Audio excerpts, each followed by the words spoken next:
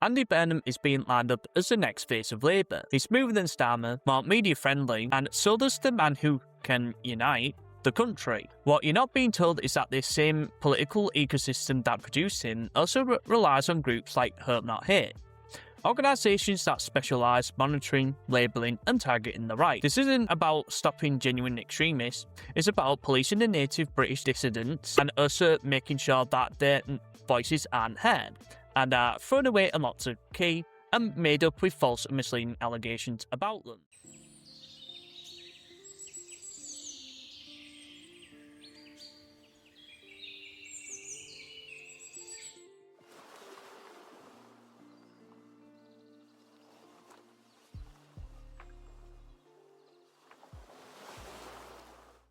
Burnham presents himself as the competent alternative after Starmer's collapse, but the system doesn't change just because the face at the top does. The same networks, the same NGOs, and the same methods of controlling the right remain in place. Hope Not Hate sits inside a long tradition of left-wing pressure groups that have spent decades harassing and attempting to silence people with right-leaning views. Alongside groups like Stand Up to Racism and the older Searchlight magazine, though they have the lack of clout compared to Hope Not Hate, it forms part of an activist infrastructure that treats native British concerns as a threat to be managed. In this video, we're going to look at how that machine works and why a Burnham-led Labour is more likely to expand it than rein it in. So, what is the history of Hope Not Hate and other organisations like Searchlight and Stand Up to Racism? Hope Not Hate did not just appear out of anywhere, it grew out of Searchlight magazine, the long-running anti-fascist publication founded by Jerry Gable. With also ties to do with Jewish organisations, Searchlight spent decades infiltrating, monitoring and publishing material on the far right. It developed a reputation for aggressive tactics, close-up relationships with journalists and elements of the state, and a clear political mission to disrupt and damage the right. Nick Lowes, who later founded Hope Not Hate, came out of that Searchlight blip. When Hope Not Hate was launched, it rebranded this same basic approach for a new era. It produces reports, briefs the media, lobbies politicians, and works to get individuals and organised deplatformed or investigated, or even make false misleading allegations. Its focus has always been heavily weighted toward the right. Critics have repeatedly pointed out that the organisation expands the definition of extremism and hate until it covers mainstream conservative, nationalist and immigrant critical views.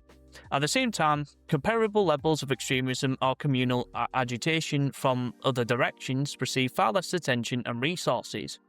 They're not actually just targeting people with anti-immigration views. Even someone like the likes of Tommy Robinson have had to deal with them. There has been some back and forth between the evidence, for example, him trying to debunk them and him failing miserably, but at the same time them being heavily aggressive, including them trying to get dirt on him or anyone else with those types of views. Stand Up to Racism operates in the same broader ecosystem. Linked to the Socialist Workers' Party and other far-left currents, it specialises in street mobilisation, protests, and direct confrontation with anyone it labels racist or far-right. Together with Hope Not Hate and the older Searchlight network, these groups form a layered system. Research and media pressure from one side, street activism and disruption from the other. The shared goal is not open debate, it is to raise the cost of holding right-leaning views until people self-censor or withdraw. Andy Burnham has spent years inside the same political world that treats groups like Hope Not Hate and Stand Up to Racism as useful partners rather than threats to free speech. As Greater Manchester Mayor and now a rising figure in Labour, he operates within a network that sees far-right as the primary domestic threat, treating so-called white nationalists as a threat. Even someone like Tommy Robinson would be seen as a threat, or even me or anyone else in these types of spaces, while downplaying or ignoring other forms of extremism and communal tension, of which Andy Burnham will most likely do. A Burnham leadership would not dismantle this infrastructure, it would inherit it and likely strengthen it. The same people who produced the reports, the same activist networks that organised the protests, and the same media outlets that amplify both would still be in place.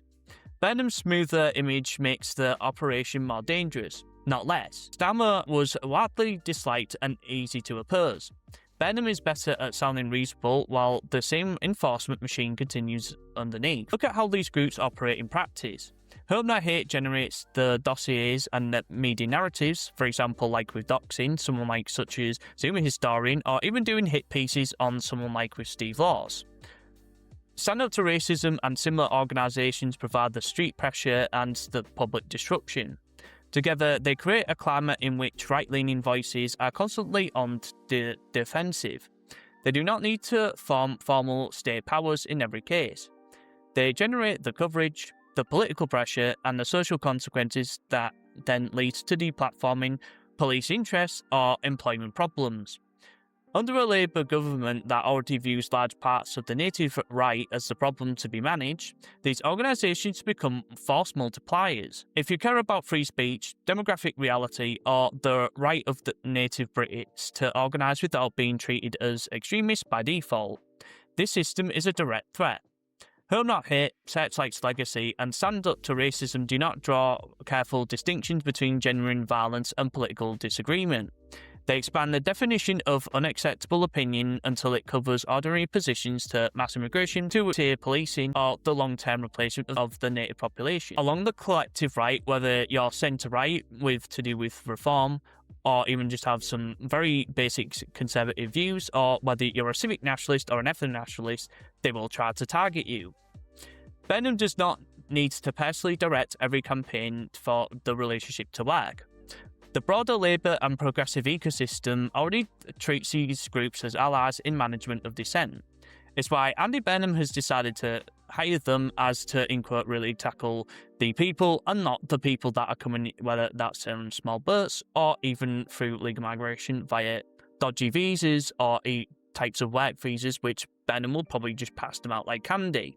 A more competent Labour leader simply means a more effective version of the same approach. The goal is not open debate. The goal is to keep the right fragmented, defensive, and under constant threat of being labelled and isolated. This is why the advice to leave reckless, edgy Telegram groups remain practical. Their spaces are heavily monitored. They provide easy material for activist groups and for the authorities. Even people who are supposed to be on our side end up trying to become snitches or police informants. Staying in them does not make you more effective. It makes you more visible to the people whose job is to neutralise political opposition.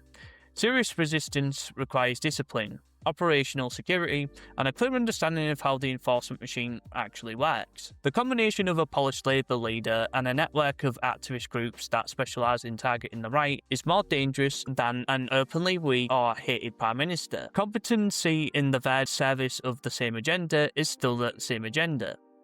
Hope Not Hate, Stand Up to Racism, or Searchlight traditionals, or whatever you would like to call them, are not neutral referees. They are the political actors with a clear side with a long record of focusing their energy on the right. Treating them as anything else is a mistake. So anyway guys, hope you enjoyed this video about me talking about Andy Burnham being officially the new Prime Minister for the UK. Now, we've had multiple types of Prime Ministers, whether they're Conservative or Tory, doesn't really matter.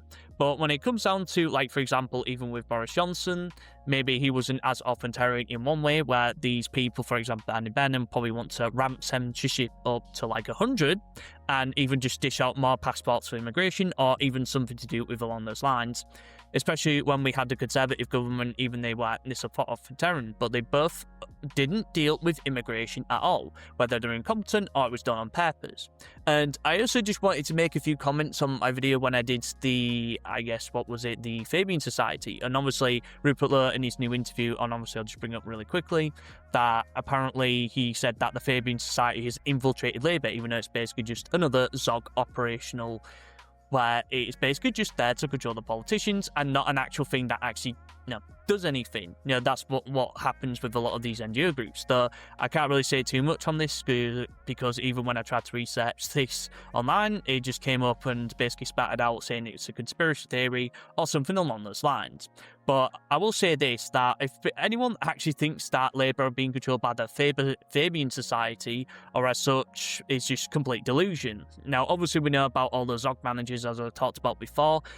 for example, the US administration that controls most of our government. And obviously that has been, financed through a lot of Zionist backers. Again, can't talk about that too much on YouTube, but hopefully you guys understand where I'm coming from.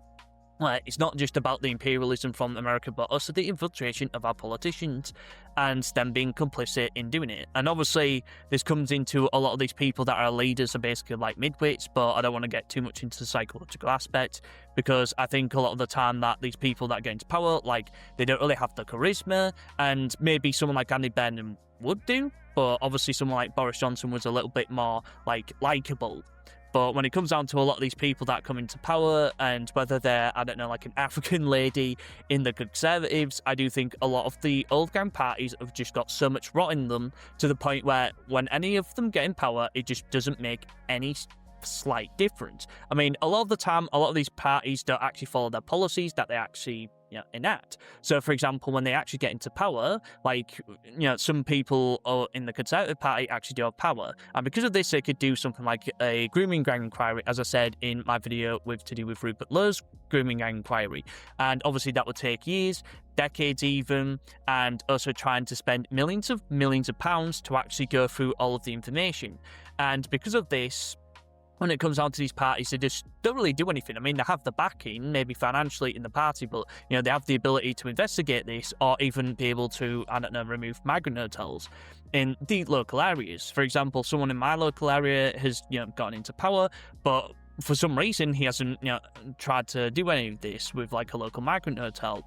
And because of this, a lot of these party policies, what they want to do when they say they'll have the immigration, but they don't actually enact it. And the reason why a lot of these parties write a policy, they're written by someone else, but then when they're actually in power, there's all these systems that are in place that can actually control them. So, for example, how law changes work in UK is to do with how legislation works, where basically we have the House of Commons and House of Lords. I've explained how the electoral system works, and obviously Nigel wants to make it more American, where it just has one place to be able to pass and enact law changes.